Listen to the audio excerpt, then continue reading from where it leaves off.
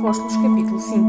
Mas um certo homem chamado Ananias, como Safira, sua mulher, vendeu uma propriedade e reteve parte do preço, sabendo também sua mulher, e levando uma parte, a depositou aos pés dos apóstolos.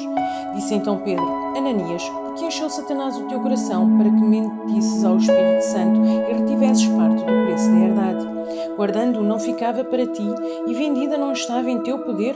Porque formaste este desígnio em teu coração, não mentiste aos homens, mas a Deus. E Ananias, ouvindo estas palavras, caiu e expirou. E um grande temor veio sobre todos os que isto ouviram. E levantando-se, os moços cobriram o morto e, transportando-o para fora, o sepultaram.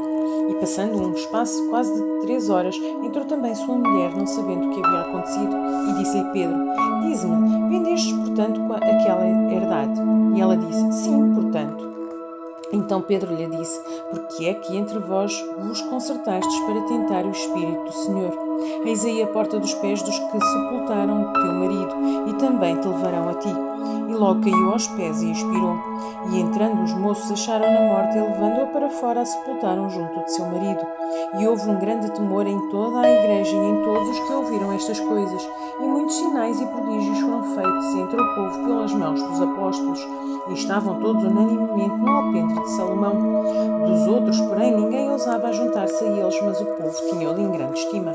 E a multidão dos que criam no Senhor, tanto homens como mulheres, crescia cada vez mais. De sorte que transportavam os enfermos para as ruas e os punham em leitos e em macas, para que, ao menos, a sombra de Pedro, quando este passasse, cobrisse alguns deles.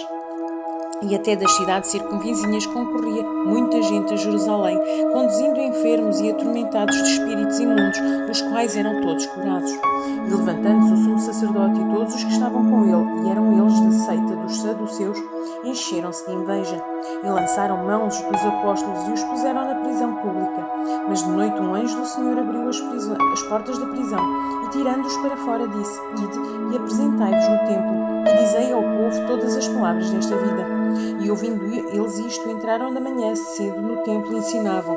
Chegando, porém, o sumo sacerdote e os que estavam com ele convocaram o conselho e a todos os anciãos dos filhos de Israel e enviaram ao cárcere para que de lá os trouxesse.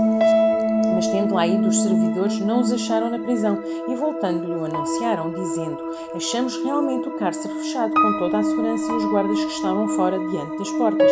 Mas quando abrimos, ninguém achamos dentro. Então o sumo sacerdote, o capitão do templo e os chefes dos sacerdotes, ouvindo estas palavras, estavam perplexos acerca deles e do que viria a ser aquilo. E chegando um, anunciou-lhes, dizendo: Eis que os homens que encerraste na prisão estão em pé no templo e ensinam ao povo.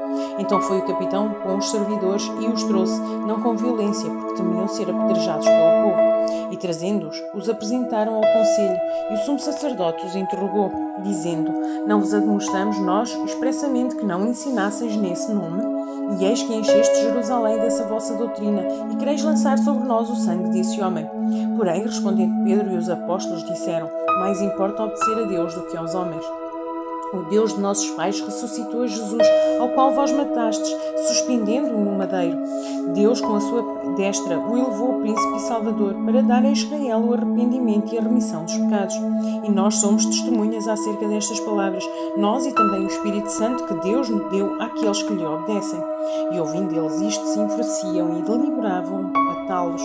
Mas levantando-se no conselho um certo fariseu chamado Gamaliel, doutor da lei, venerado por todo o povo, mandou que por um pouco levassem para fora os apóstolos, e disse-lhes: Homens israelitas, acautelai-vos a respeito do que haveis de fazer a estes homens, porque antes destes dias levantou-se Teudas, dizendo ser alguém, a este se ajuntou um número de uns quantos 400 homens, o qual foi morto, e todos os que lhe deram ouvidos foram dispersos e reduzidos a nada.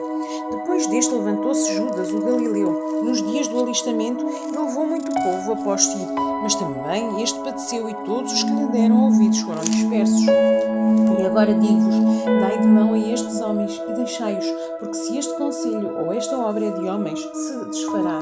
Mas se é de Deus, não podereis desfazê-la, para que não aconteça serdes também achados combatendo contra Deus. E concordaram com ele, e chamando os apóstolos e tendo-os açoitado, mandaram-nos que não falassem no nome de Jesus, e os deixaram ir. Retiraram-se, pois, da presença do conselho, regozijando-se de terem sido julgados dignos de padecer a afronta pelo seu nome. Todos os dias no templo e nas casas não cessavam de ensinar e de anunciar